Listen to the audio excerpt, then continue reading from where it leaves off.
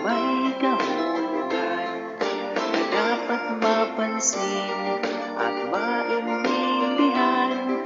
Kahit sino ka man ay dapat malaman na dito sa mundo ikaw ay tutok lang.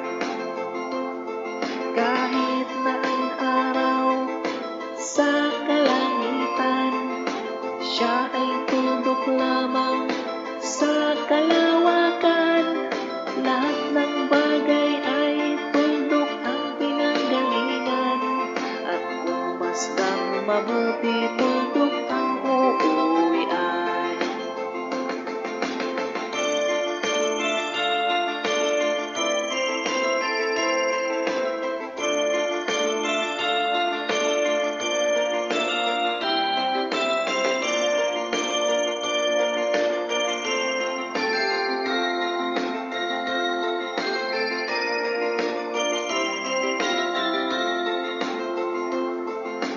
Tingnan mong mabuti ang sangkatauhan.